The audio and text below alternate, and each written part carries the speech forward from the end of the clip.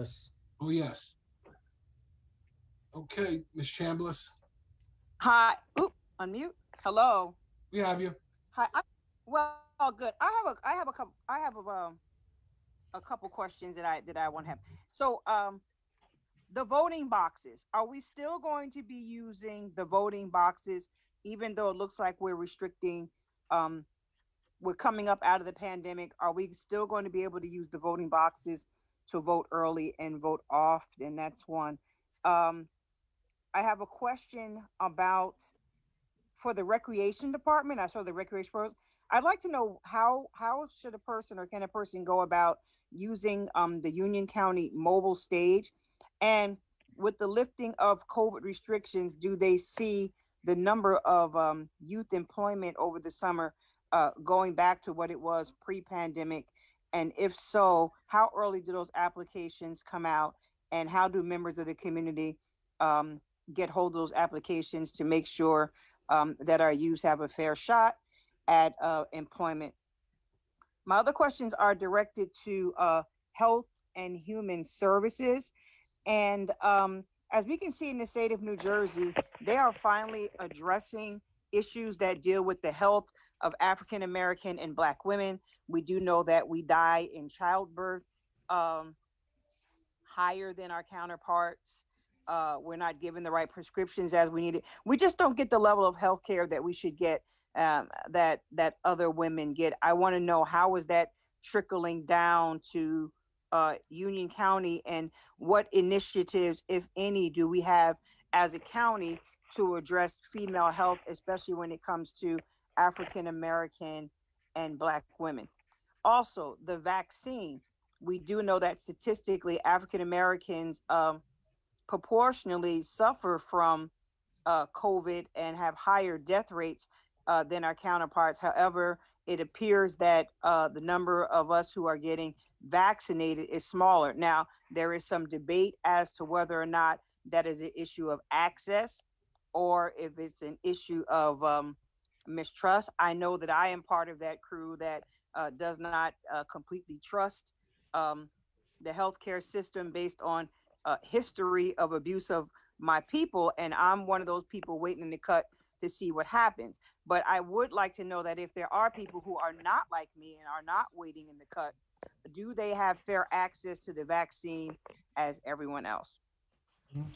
Um, the other question would be, I guess that would be to the prosecutor's office. I'd like an update on what's happening with the police department of Clark, New Jersey. I do know that there was a taken over by the office because of some alleged issues with Clark.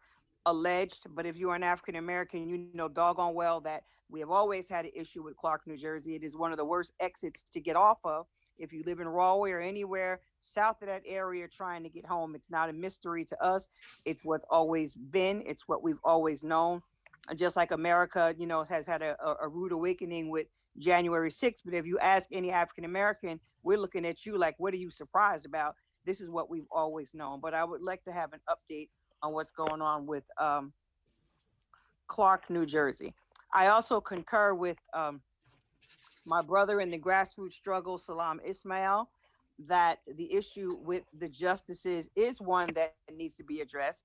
I do know that the county does not have say so in who the superior court judges are, but because we are all part of the majority party and we are all friends with those who do have influence, we would hope that you would use your influence and your relationships to say, hey, our constituents are questioning why the number of judges do not match the population in Union County of African American and Black voters, and or the number of convictions of our young people. Um, and finally, yes, I also have heard the same rumors about the jail being closed. So even though there might not have been official discussions, there are discussions being had. There is talk about it. And I would hope that before you do it, there would be some public discussion so we could understand completely why it's being done. If it's a result of the bail reform and you're not able to fill the jails like you used to, thank God, and that it's costing more to operate them because you don't have bodies, I'd rather you close the jail then find more bodies to fill it up to keep the system going. But we should be able to have a great conversation about what's happening, so we do know that our youth and our that are being transferred from Union County to another county, we'd like to know why and have an explanation. Okay. Thank you. All right. Very good. Thank you for all those questions. We appreciate it. I'm going to try to handle a couple, and I'll move a couple to some of the directors. So I think your first question about the voting boxes and I guess a mail-in election, I think that is the case for the primary. I don't know that any decision has been made for the general election at this time, but I do believe the drop boxes will be in place, maybe moving forward as a way to vote moving forward. I don't know that strategy or that plan. We take the recommendation of the governor's office, but between Joanne or Nicole, do you guys have any comments on that you want to share as far as what the primary will look like and what you think maybe the general will look like? Nicole, go ahead. Good evening, Chairman, through you. In terms of the secure ballot drop boxes, the legislature codified by statute, or codified into the statute, the use of the drop boxes going forward. So the drop boxes are required to be open 45 days prior to Election Day, which coincides with the date that the vote by mail ballots are being mailed. So for the primary election, the drop boxes will be open by April 24th. Okay. Moving forward, they're here to stay. Okay, yeah, I think so. Made it easier for a lot of people too. Okay. Yes, All right, Nicole, thank you. thank you. Director Zuber, are you there? There was a comment on the reserving of the mobile stage. I want to make sure that that individual, that resident has an opportunity to understand the process. So go ahead. Yes, Mr. Chairman. We do rent it out, and Ms. Palmer-Chambliss, I'll explain to you first, unfortunately, that due to COVID regulations that we've instilled internally here, we have not been renting any of our equipment out during this pandemic. There's a lot of moving pieces to a rental. There's sound systems, microphones, podiums, extension cords, generators. So we're just trying to eliminate all the touching that's going on by a variety of people. Plus, right now, we still have a 25-person limit on events in our parks. However, you can always email me, or I can email you, however you want to, however you'd like to do this. Once these restrictions are lifted, I will let you know.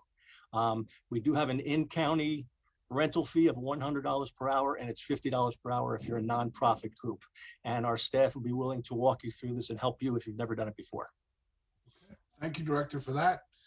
Director Anderson, there was a question about female health initiatives. I don't know if you have anything that we can point to. I know we do a lot in that space. I just want to make sure we can be, specific and point people to the resources that are available. Chair, that question for the maternal child health and in reference to what I would believe the caller was talking about, it's really a new initiative that came out from the state, a partnership between the Department of Health and the Department of Human Services. So we do not have anything as of now, but I'll work with Director Moran, since it's both of our offices that would be in partnership to look into that. Okay. All right. Very good. Thank you. Regarding vaccines, and I think it comes back a little bit to the availability of the vaccines, but it also comes back to some education that's going to be necessary, some communication. And I spoke with the county manager today about how best to communicate the need for all our community to be vaccinated, particularly some reluctance in the African-American community, the Hispanic community. I do sense there is reluctance, and I think we need to do our best to educate everyone on why it's important that we accept this vaccine. It's not an easy task. I know people are very firm in their beliefs and what they think, but I think we will start seeing some proactive communication to our whole community. Right now, it's been basically just trying to satisfy the demand, which has been unsatisfiable, if that's a word. But pretty soon it's going to be making sure that everybody who didn't get it understands the importance of getting it. So we'll be quickly shifting priorities to that messaging. I'm not sure. I can see if the prosecutor wants to mention anything about Clark. I imagine that there's not much of a comment that she wants to make, but I'll let her speak for her office if there's anything she would like to share. Madam Prosecutor. Thank you, Chairman. And Ms. Palmer Chambliss, unfortunately, the prosecutor's office cannot comment on ongoing inquiries, but it has been our commitment from the outset that we would be releasing a public-facing report of our findings at its conclusion. So we're not in a position to give status updates, but that assurance that was made at the beginning of this remains true, and there will be a public-facing report on findings at the conclusion. Thank you. Thank you for the opportunity, Chairman. Okay. All right, and thanks for the question. And you made some final comments on the jail, and we're sharing information as we determine it moving forward. So thank you for that. All right, Jimmy, is there anybody